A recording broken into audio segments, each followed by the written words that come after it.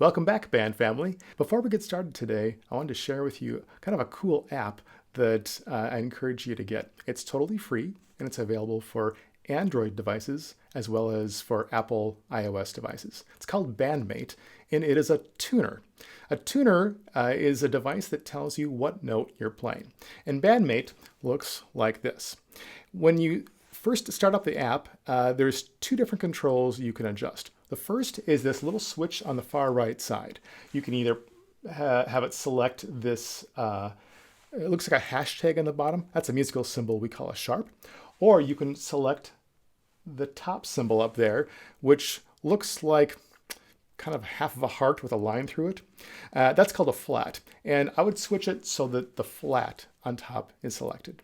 The other thing you can select on this app is which instrument you play. So select the instrument from your list, and then it will tell you what pitch you are producing. You can even try by singing or whistling a note.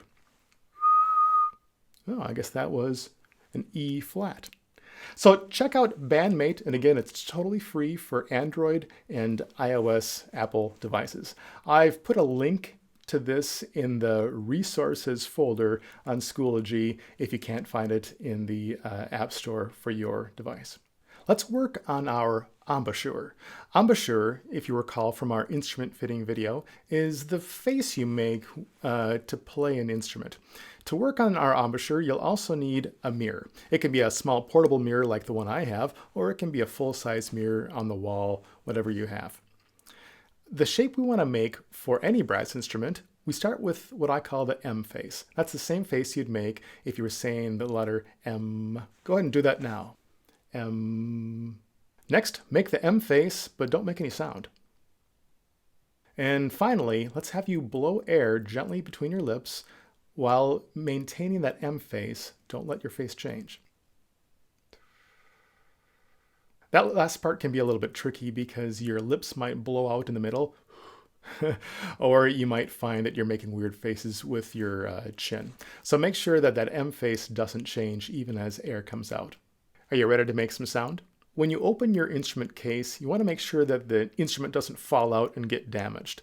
So there's a trick to opening most instrument cases. Chances are the two halves of your case are different in size. One is thinner than the other. So put the case on the ground and have it so that the thin half is on top. That's the lid, all right?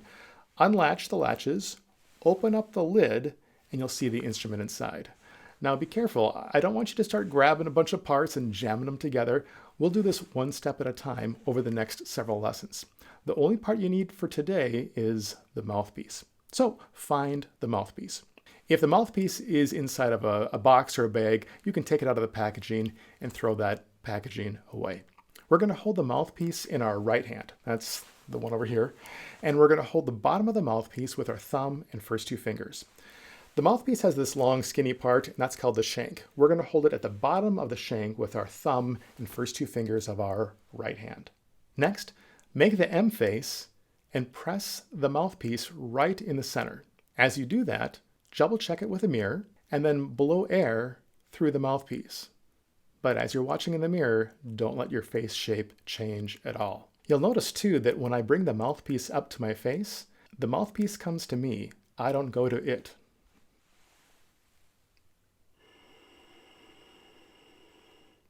Let's try it again, but test yourself. How long can you blow air? How many counts can you blow air? All right, now for the magic. Do the same thing, but while you're blowing that really long note, gently touch your lips together in the middle of blowing that long note. As your lips come into contact, you might get a sound. That sound is called a buzz.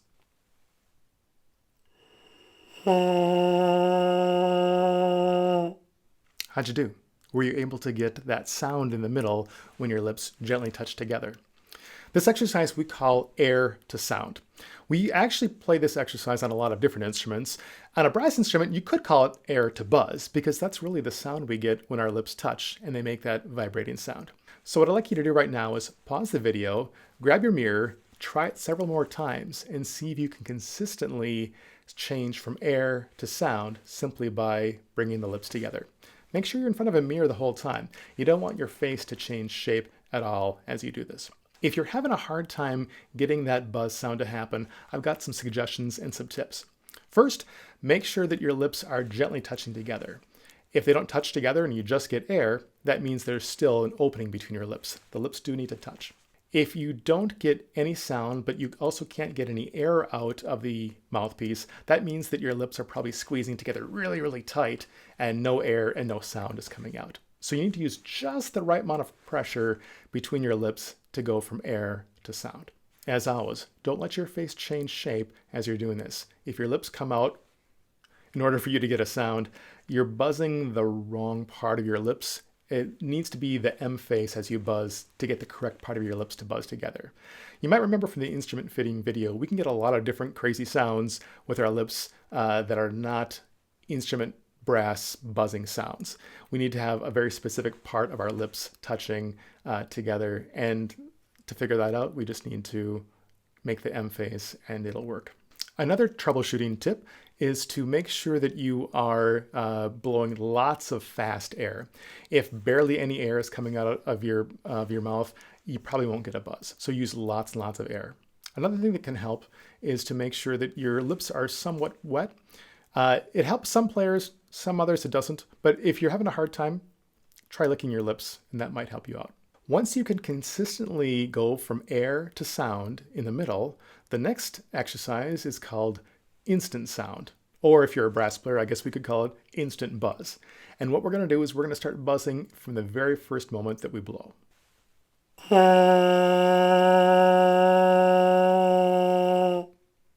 As before, you might want to pause the video and try this several more times by yourself. Work on that instant sound exercise.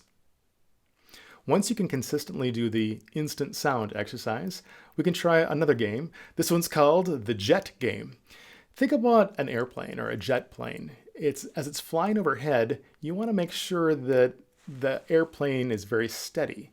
What do you think would happen if you were going up and down and up and down? What would your passengers think in the back? Yeah, they'd be screaming. They'd be saying, "Oh, this pilot, what are they doing?" It's possible they might start vomiting all over the place. Ooh, gross. So we want to make sure that our jets overhead are flying very steady and even. So the jet exercise is to make sure that your buzz does not change at all. We also want to make sure the buzz doesn't stop in the middle. That would, in an airplane, be pretty scary if all of a sudden the jet engines stopped in the middle of flying. So make sure that jet sound keeps going the whole time. So let's try some jet exercises. Keep the buzz the same the whole time and don't let it stop.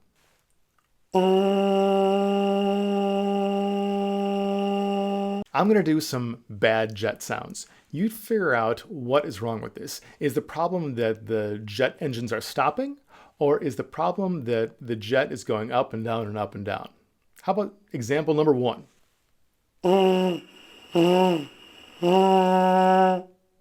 Yeah, the problem that time was that the engines kept stopping. So what's actually happening there is your lips are separating and then coming back together. So if that does happen and you lose the buzz, I mean, yeah, fix it. Start that engine up again, bring those lips together. But it's better to avoid that entirely. Don't let your lips separate and you won't have your jet engines stopping in the middle. Let's try example number 2. Tell me what's wrong with this jet sound.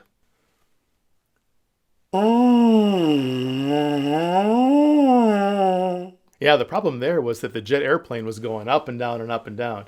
Passengers in the back, they'd definitely be vomiting after that airplane flight. Here's another troubleshooting tip. I mentioned before that you need to make sure your face stays the same as your buzzing, right? One common problem that some people have is they relax their cheeks and specifically the muscles at the corners of their mouth, and the cheeks puff out. I'll show you what I mean. If you find that your cheeks are puffing out, I want you to firm up the corners of your mouth to bring the cheeks back in.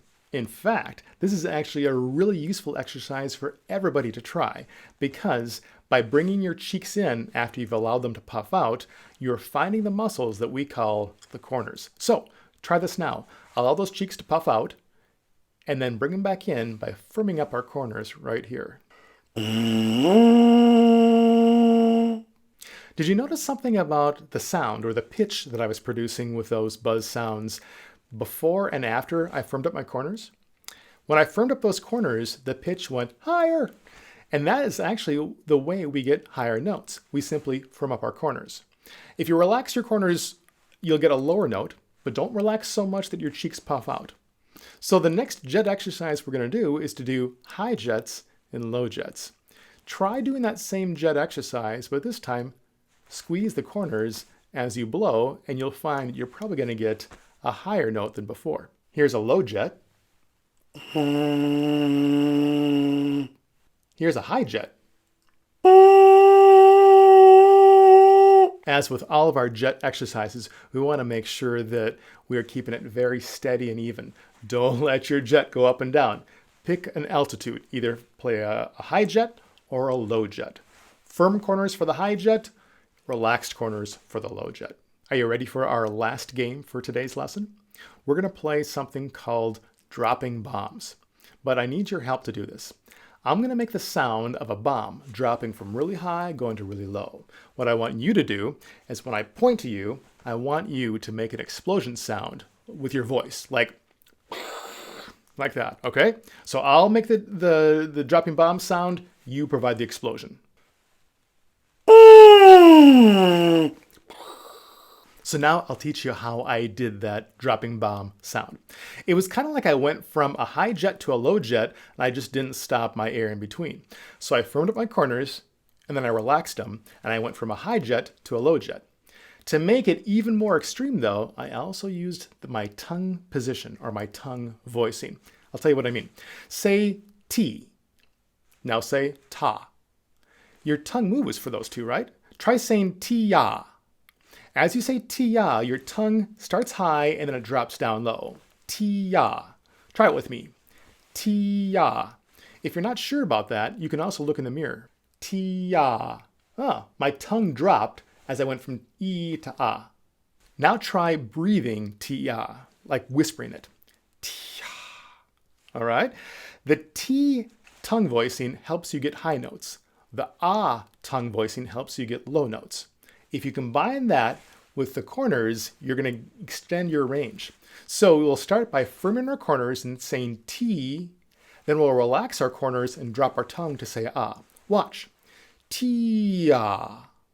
If I do that while I'm buzzing, and buzz at the same time, I'll go from high to low, and I'll get that dropping bomb. Try it by yourself once, pause the video, and try a few dropping bombs by buzzing, relaxing as you go, and thinking with the tongue.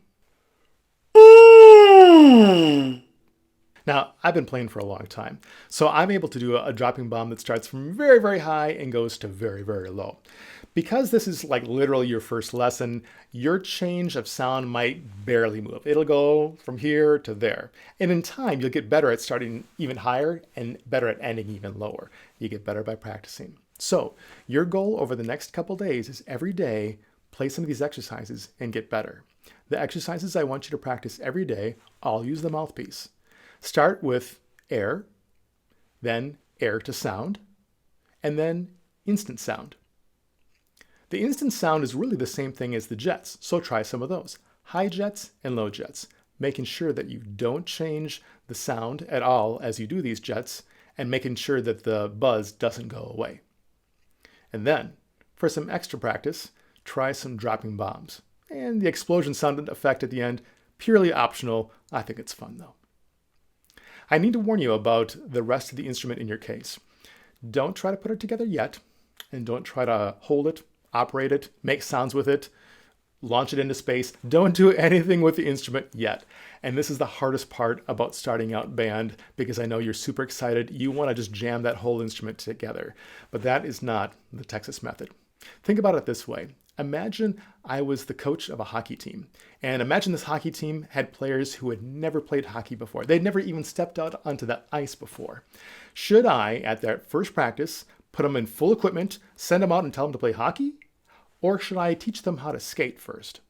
Yeah, usually teach them how to skate. Because that is the most important part of hockey, is the skating. And so what we're doing right now, this mouthpiece buzzing, this is the most important part of playing a brass instrument. The rest of it, operating valves or slides or all the rest of it, that's not the important part. The important part is the skating. I meant the buzzing. So every day, work on these exercises, get better at it. Do it in front of a mirror, and this is exactly like going out there and skating. Imagine those hockey players that have never skated before. If they popped all that equipment on, grabbed a stick and went out there and tried to play hockey, would they still be thinking about proper technique and form for their skating? No, they'd be doing it all wrong. And that's exactly what's going to happen if you put your instrument together. Maybe you break it, maybe you don't. You try to play that instrument, you're not going to be thinking about proper technique with the buzz. You're going to be thinking about everything else. That's not the Texas method. Concentrate on one thing at a time. And today, that's buzzing, the single most important thing you will do with this instrument. So, until next time, go practice.